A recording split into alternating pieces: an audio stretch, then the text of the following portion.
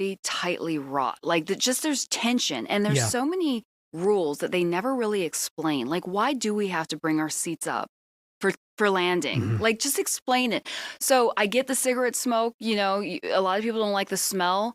It's not good for your lungs. But was that vape hurting anyone to take it to that level? Well, I he think, could have just denied it. Right. Well, I think you're onto something with the planes and the tension, because it feels like since COVID, really, that hasn't gone away. No. COVID, it really felt like everybody that was in the airline industry, I mean, obviously they had certain guidelines that the company would set for how passengers had to do this and that, but it really turned into a different kind of relationship where it wasn't about customer service, where it wasn't about a business model. We want to make this the best experience possible for you. It is, you lose your rights at the door, sit down, do what you're told. That's it. Exactly. And that hasn't gone away. No. Yeah. It's Didn't very they crazy. ban alcohol during the COVID times? Sure. Because, yeah. And it was like, it was just the whole, like, put on a mask. Yeah. And then we know that you're going to want to sip this water and eat this food. You can take the mask off then, but if I see that mask off your face, and at the same time too, though, I feel like people really lost their minds with how they act on the plane. Yes. There's no decorum anymore. People aren't courtesy, for each other of how like they're going to interact. I mean, on planes too, I've seen so many instances in the last couple years where when you're like deplaning, getting your bag off, where people shove other people aside, grab their other stuff, just me. Then I have in my entire life on a plane. I know. And I think it's partly that environment, like you were saying, where it's this raised tension, but certainly not understanding that there are rules you got to follow of no smoking, and it's a much more relaxing experience when you just follow the rules. I think if he handled it so ridiculously that I mean, don't you guys think he was trying to get caught? He's got 25,000 followers, which isn't casual amount. He's obviously working hard for that. Right. He's, again, I'm not going to say... He has a law degree, he said. True, and he knows a lawyer. Both of them. Right. But you can vape in the bathroom and I got caught. That happens all the time. I have a friend that does it, we'll say. But he's immediately got the phone ready to go as soon as she opens the bathroom door, which is a weird time to have the phone ready. I think he was trying to get caught, and I bet you has a lot more followers today because of it. Well, you know what's interesting is I did a Thank you for weighing in there. This is my favorite podcast. We love you too. Aw. Yeah. I did a story out here where they recently brought in vape detectors to school bathrooms because vapes are so prolific in elementary and middle school, which is kind of sad. It's high school. And it can detect any kind of change in the air quality, whether that's weed, tobacco, nicotine, or whatever. So I wonder if they're going to start bringing that onto planes because... I don't, just to control people even further. Yeah.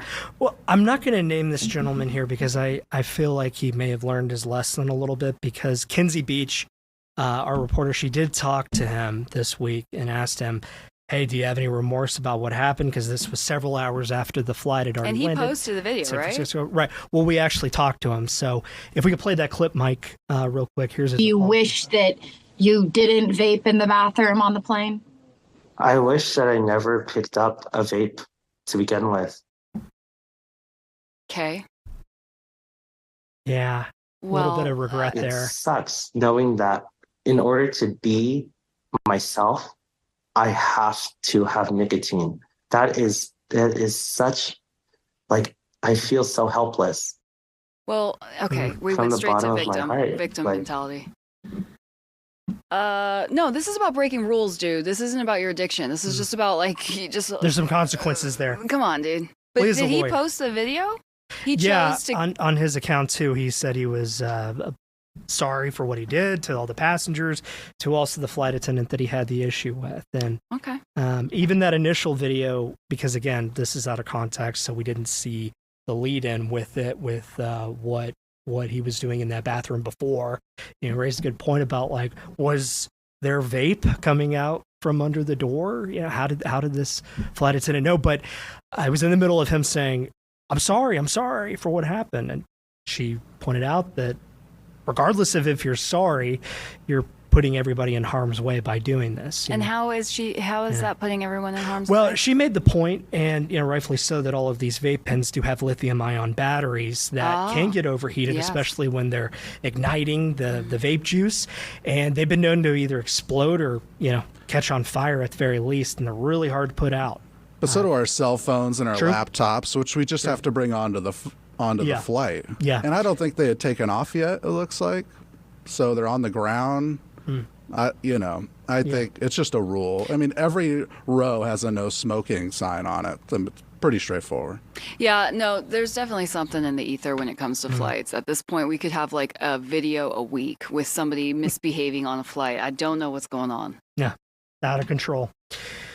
Well, let's talk about these dolls that are just also out of control. A craze. I know, they're totally nuts. You know more about this than I do. Go ahead.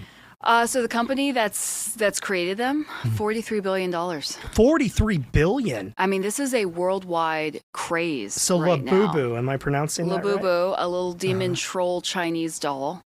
Look at that thing. And so they go for about $20 to $40. You can hook them onto your designer purse or your backpack or your luggage. And Rihanna has one. I think it went really popular when a K-pop star pulled out with one. And they initially were rumored to be like haunted. It is like a little demonic, but people love it. And what's interesting about this craze is that a lot of economists are saying, this points to a coming recession. Because they're calling it the lipstick indicator, where it's like instead of buying trips and really nice designer goods, people are investing in small status symbols. Like, oh, look at my collection of Labubus. It's like I can afford to collect these $20 to $40 dolls. Yeah. Whereas maybe a couple years ago they would have taken that money and spent it on, a $4,000 bag for a status symbol. Right. But people are not spending money, and that's where it's like, is this an indicator of people trying to still have status? But in a cheaper way. Yeah, that's wild to me. And at least seeing that the craze with the amount of money, it's also taking part of a criminal element where thieves are targeting certain stores that have these dolls, breaking in, robbing them, and selling them on the black market.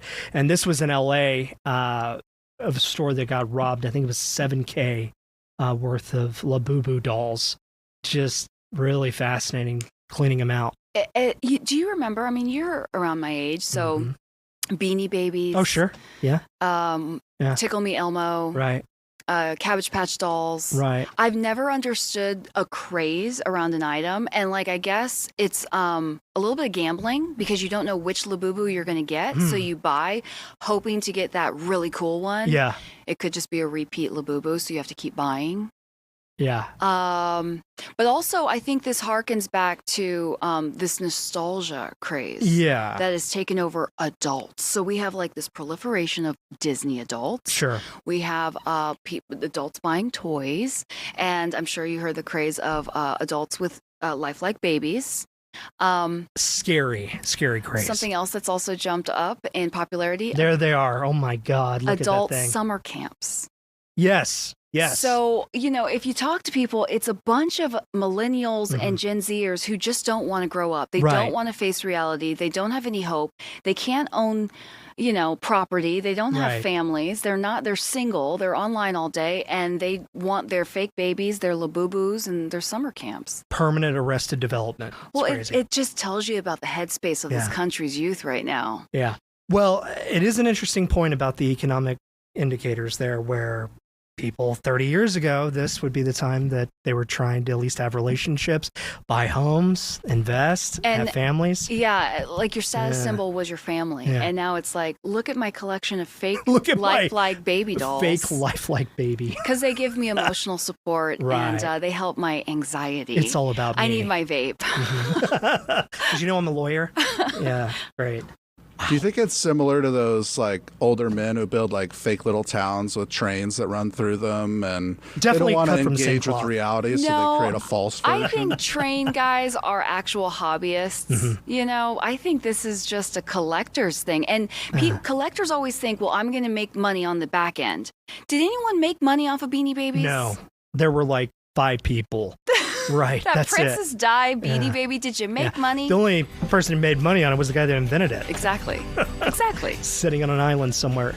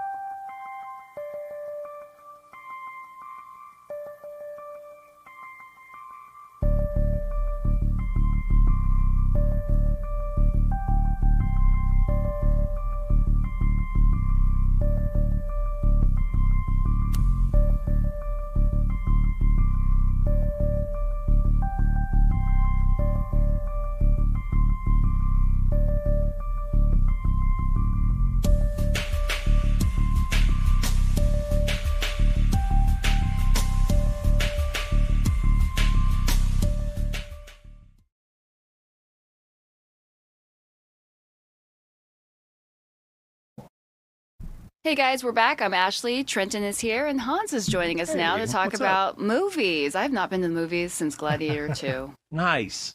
I was a Freakier Friday last night. How was it? First of all, I was surprised the theater was packed. Yeah, I was amazed. There you go, tying back to the nostalgia thing. Yeah, exactly. Lindsay Hans, Lohan, where do you Jamie Lee fall Curtis. in on the dolls craze? Were you a Beanie Babies? I was not. No. Disney pins, on the other hand, Okay. big time. Well, Disney pins are actually worth something. They are actually. They are, and I've made some money on them, to be honest. Yeah. But still, they do the kind of thing sometimes where you buy a pack and you don't know what you're getting, and you're hoping for that that chaser pin. Yeah. So they get you to keep buying.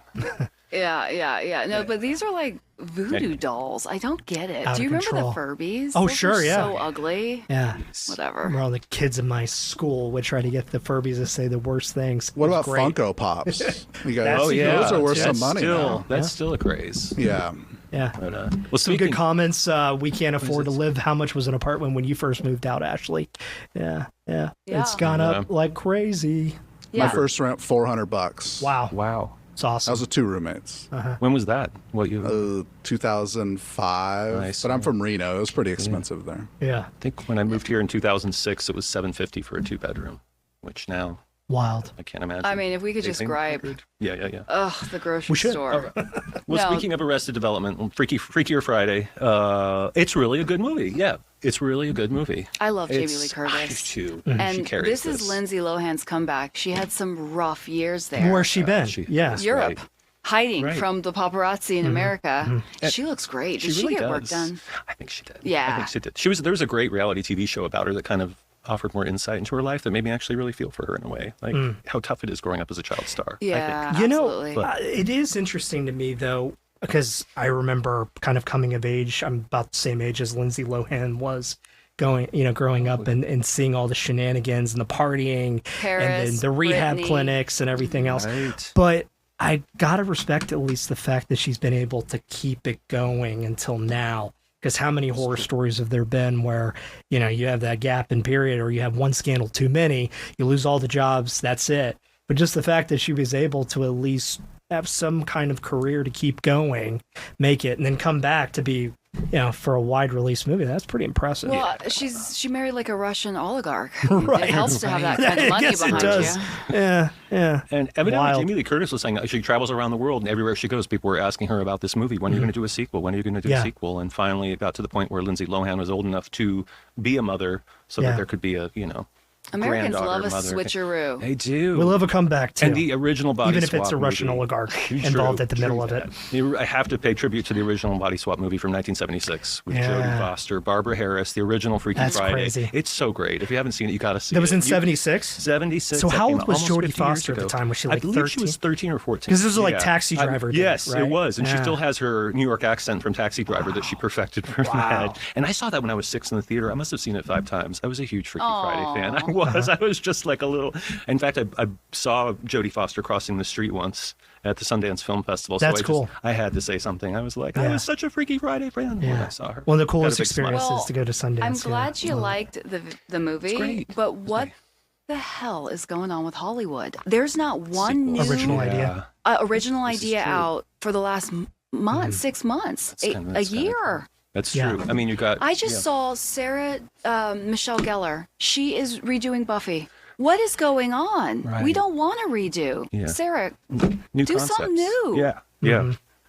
Well, one of the 2 big movies in theaters besides Freaky Friday is Weapons, and that's at least a new concept. Right. Julia Garner. I've heard good things about this. Yeah, it's supposed to be very good. Josh Brolin, I think it has like a 96% critics Rotten Tomato rating, 89% audiences.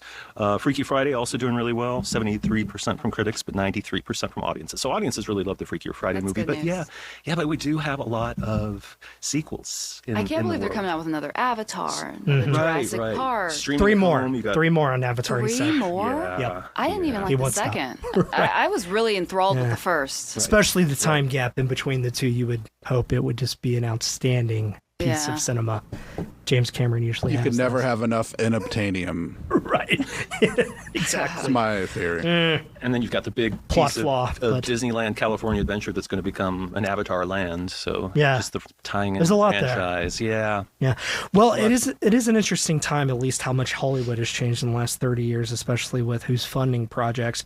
Where I remember being a child of the 80s and 90s where you had a lot more independent cinema at least start to get its legs, and especially Quentin Tarantino started his film franchises in Miramax before of what that was to help little struggling projects get up and go. Weinstein can come back. He has a chance. Yeah, clearly, but it just feels like that has dried up a lot. With taking risks and kind of getting out of anything that's not a franchise that's easy just to replicate over and over and over. Yeah, and then I'm hearing all these good movies that are coming out, and it's like, well, I don't have that streaming platform. Yeah. And they don't really market, and I feel like I'm missing Or some you quality can't movies. watch it. Other than on that. Yeah, somebody just recommended a movie, and it's on Netflix. I'm like, so I have to download Netflix and pay to see. The Tarasi documentary, just the 3-part series, just premiered on Amazon, which I really want to see. But tell us about that. Well, it's 3-part. Just got dropped Friday. It's getting a lot of acclaim, and we heard from the filmmaker yesterday, actually, right here on Fox 10 Talks.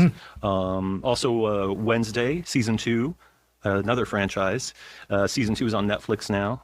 And of course, that comes from the Addams Family, which comes from a 1960s TV show. I mean, it is interesting how many ideas are just getting recirculated over and over. I'm pretty biased because I'm a huge Tim Burton fan, but the 90s Addams Family and just what that did, and to see that it actually got a little more life in this one with taking the concept that was really cool. So speaking of nostalgia, I just was thinking of Johnny Depp and how much I miss him. Yeah. He got pissed after the Me Too and the Amber Heard thing, and he refuses to work now because Disney, he refuses to do another Pirates because he doesn't want Disney making money off of him. He has enough money. He's set.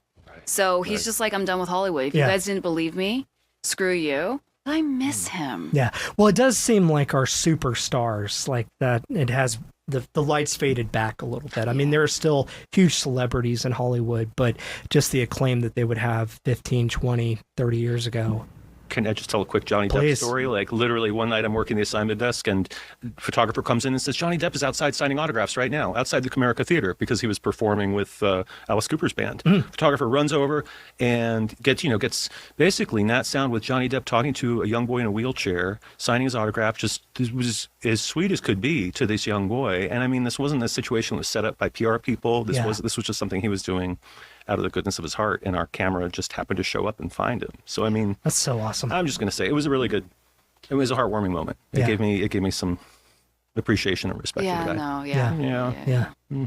He had a solid reputation before the Me Too thing. I think that's why he's so pissed. I mean, that's true. Well, in a world where that's not really valued as much, and like you were saying, a little bit of the opposite of where the facade could be there, the setup opportunities to kind of make the image of the person when you get a glimpse and it's actually a decent human being underneath the hood. That's pretty awesome to see. He was incredibly sweet to this boy. I actually got pretty excited when President Trump said he was going to make Hollywood great again. And if that means like lowering taxes in LA or New York or making it more film friendly, do your thing. Because I need some good movies. I know that they're coming out with Ulysses or The Odyssey. Yes. That looks good. I can't wait for that. Christopher Nolan. Another Nolan movie. Right. The original. The ultimate one of the oldest of all time. Yeah. Piqued my interest with Christopher Nolan. 1,500-year-old remake. Behind that one. yeah, exactly. Christopher Nolan Homer's will original. put his spin on it. I probably won't even understand it by the time he's done. But it's an antidote to the franchise replication, copy paste, original ideas. And really, speaking of Matt Damon, there's a video online of where he explains where Hollywood went wrong and DVD sales and how you have to make all the money in the theaters, and that's why we get all these remakes and Marvel movies, because they don't make money in theaters, then they just disappear into the ether, and there's no secondary. If you're a mid-level movie, you knew you weren't going to make money in theaters, but once it hit DVD, that's where you make your money, and that revenue stream doesn't exist anymore. Right. Yeah, that's a good point. Troy weighing in, just wait for it to purchase on streaming in 3 weeks versus a theater. Yes, I do that. Yeah. You know why? I can get up and go to the restroom. I can get my own snacks. That's true. I will say last night I loved being in a packed theater with a bunch of people laughing, and there was something about the resonance of an audience. I mean, I love the cheaper, just watch it 3 weeks later and it's a lot cheaper. I was surprised how fun it was in the theater last night in a packed house. I will say, if it's a visually stunning movie, I need to be in the theater. That too, I just won't get it off my TV. There just hasn't been, and that's why I went to go see Gladiator 2 in the theaters, and I was so excited. Again, another remake, I should have known. But once they brought water into the Coliseum with sharks, I was like, I actually knew that movie was going to be bad within the first 5 minutes. Like the CGI, you know what I mean? Yeah. Oh, I just need another like Lord of the Rings franchise or something. Yeah. Well, Peter Jackson, where you at? No kidding. Well, it is interesting, at least on the revenue part, with like Mike was mentioning with DVD sales, the at-home stuff, the blockbusters, where that's all gone. Where now, especially movies that end up in these streaming libraries, they become a tax liability for these large companies, where they'll even take them offline because you think like, well, I want to be able to have all these different apps so I can watch the shows that I really enjoy. And it sucks when you go on to some of these platforms and you look for an original content should be there. It's not. You're like, why? The tax liability is a big part. I know HBO took down a lot of shows, especially after they did the first run of them. This is crazy. Let's talk about the phenomenon that is, I have 7 streaming platforms and it's Friday night and I spend an hour and I still can't figure out to watch something. Whereas back in the day, we had 5 channels and we all sat around TGI Friday and we were so excited. Right. And you went to Blockbuster on Friday night because you knew they had the latest release and you just hoped that you made the window to get the 300th copy of Independence Day. Now we have access to everything and can't find anything to watch. Right. What is that? Yeah. And even while you're subscriptions have ruined everything. Yeah, and even while you're watching it, you're on your phone looking at something else. It sucks. I've started making a physical list next to the TV just so I can kind of just use my list and go by that. Right. Because otherwise I'll spend just through an hour just scrolling. Smart. Yeah. I am curious, like, so when you're watching a movie that you're like, okay, I've waited for this at home, are you all the kind of people to put your phone on silent, to kind of turn it off, or do you casually have it on just because, hey, that is what it is? It depends on the movie. I'm a big movie person. Yeah. So no. I do not have my phone on. If it's one of these movies, these cinematic experiences, no. Yeah. No, don't bother me. Way. Yeah. But if it's a reality TV show, it's like, oh, did you see what she just did, girl? Right. A little more interact. I try to I wait till it's a little later in my house. Everybody else is kind of going to bed where I'm like, okay, I want to lock into this one and really watch it. Phone's off, communication's off, I'm in. I think otherwise I accidentally slipped back into the whole let's watch old shows. I'm now watching Kathy Griffin on the D-list, My Life on the D-list. I love that. I don't know why I'm going all the way back, but... All right, thanks for hanging with us this Saturday. We'll be back tomorrow. Fox See you 10 tomorrow. Talks. Bye.